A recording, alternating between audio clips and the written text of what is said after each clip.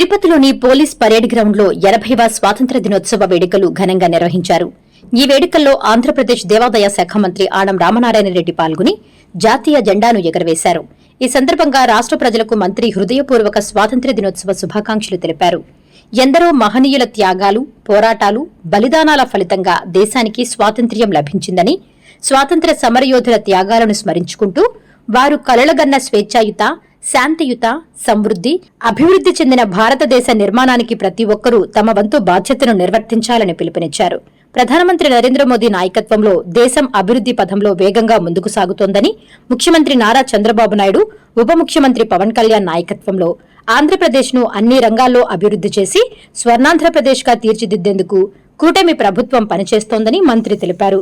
ప్రజల సంక్షేమం, రాష్ట్ర అభివృద్ది, దేవాలయాల పరిరక్షణ, ధార్మిక సాంప్రదాయాల పరిరక్షణకు ప్రభుత్వం అత్యంత ప్రాధాన్యత ఇస్తోందని పేర్కొన్నారు. సమాజంలో ఐక్యత, సోదరభావం, దేశభక్తి, సేవాభావం మరింత బలోపేతం కావాలని ఆకాంక్షించారు.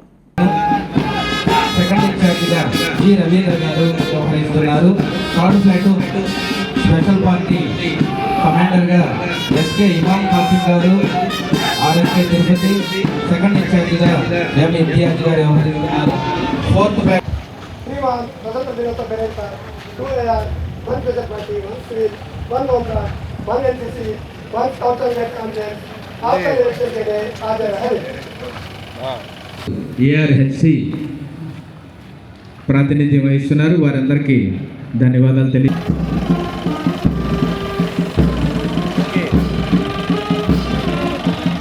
ఈ పెరేడ్కు కమాండర్గా ఆర్కొండ రిజర్వ్ శ్రీ రాజశేఖర్ గారు RIFTO ప్రాతినిధ్యం వహిస్తున్నారు. ఫస్ట్ ప్లాటూన్ ఆర్కొండ రిజర్వ్ కుమారి ఎం నదియా గారు, WRSI తిరుపతి.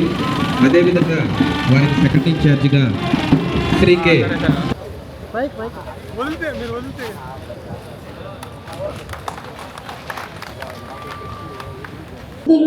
మరియు దీర్ఘకాలిక వ్యాధిగ్రస్తులకు ప్రత్యేక వైద్య సేవలు అందిస్తున్నారు. గైనకాలజీ, పిల్లల వైద్యం, NCDలు. పోలీస్ పెరేడ్ అనేది క్రమశిక్షణ, ఐక్యత మరియు దేశభక్తికి ప్రతీక.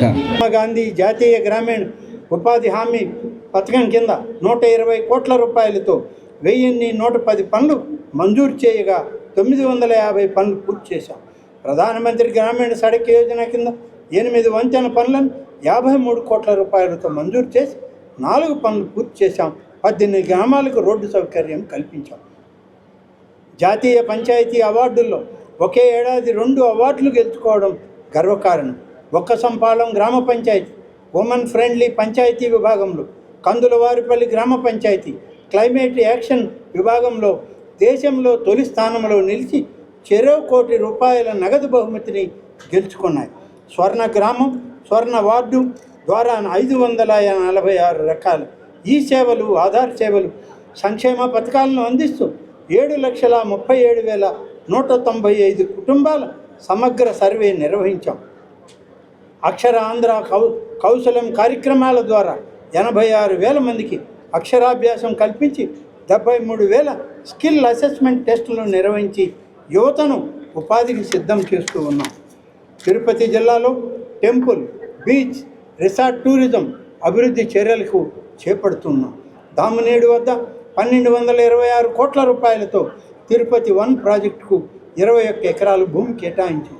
అలిపరి, ఎస్వీపురం ప్రాంతాల్లో 440 కోట్ల రూపాయలతో 5 స్టార్ లగ్జరీ రిసార్ట్స్ ఏర్పాటుకు 33 ఎకరాల భూమి కేటాయించాం. A1 ఆధారిత సాంస్కృతిక, ఆధ్యాత్మిక పర్యాటక కేంద్రంగా తిరుపతిని అభివృద్ధి చేసేందుకు ప్రణాళికలు రూపొందించాం. రాయల చెరువు వద్ద వాటర్ ఏరోడ్రోమ్, సీ ప్లేన్ సేవలకు చర్యలు చేపడుతున్నాం. ఫ్లెమింగో ఫెస్టివల్ 26 అంతర్జాతీయ యోగా దినోత్సవ కార్యక్రమాలు ఘనంగా నిర్వహించాం. ముఖ్యమంత్రి గారి మార్గదర్శకంలో దేవాదాయ శాఖలో పలు సంస్కరణలు చేపట్టి ఆలయాల అభివృద్ధి, భక్తులకు మెరుగైన సేవలు, పారదర్శక పరిపాలనకు ప్రభుత్వ ప్రాధాన్యత ఇస్తూ ఉంది. చిన్న ఆలయాల్లో ధూపదీప నైవేద్య పథకాన్ని బలోపేతం చేసి 5,000 నుంచి 10,000 రూపాయలకి పెంచాం. రాష్ట్రంలోని 6,254 ఆలయాలకు ఏటా సుమారు 75 కోట్ల రూపాయలు ఖర్చు చేయనుంది. తిరుపతి జిల్లాలో 36 మండలాల్లో 1023 ఆలయాలు ఉండగా క్యూలైన్ నిర్వహణ, ఆర్టీజీఎస్, వాట్సాప్, మనమిత్ర యాప్ ద్వారా పారదర్శక సేవలు అందిస్తున్నాం. ఆలయాల ఆస్తుల పరిరక్షణలో పాటు హైందవ ధర్మ పరిరక్షణ చర్యలు చేపట్టాం. టీటీడీ ఆలయాలు మినహా 111 ఆలయాల్లో అన్నప్రసాదం, 65 ఆలయాల్లో నిత్య అన్నదానం నిర్వహిస్తూ రోజుకి 50,000 మంది భక్తులకు సేవలు అందిస్తూ ఉన్నాం. ఇందుకు ఏటా 158 కోట్లు ఖర్చు చేస్తున్నాం. CGF నిధులతో 967 ఆలయాల అభివృద్ధికి 908 కోట్లు మంజూరు చేశాం. ఇప్పటి వరకు 996 ఆలయాలు ట్రస్ట్ బోర్డులు ఏర్పాటు చేశాం. శ్రీవాణి ట్రస్ట్ ద్వారా 5,000 భజన మందిరాల నిర్మాణానికి 750 కోట్లు కేటాయించి 1,670 మందిరాలకు 500 కోట్లు మంజూరు చేశాం. 2027 జూన్ 26 నుండి జూలై 7 వరకు నిర్వహించనున్న గోదావరి పుష్కరాల కోసం 336 పనులకు 94 కోట్ల మంజూరు చేసి పనులు చేపట్టాం. మహాశివరాత్రి రోజున రాష్ట్రంలోని ఆలయాలను 24.76 లక్షల మంది, దుర్గగుడిలో నవరాత్రులకి 14 లక్షల మంది దర్శించుకోగా తిరుమలలో ఒక్క రోజులో 90,000 మంది పైగా భక్తులు దర్శనం కల్పిస్తూ వస్తున్నారు. జిల్లాలో ఇప్పటికే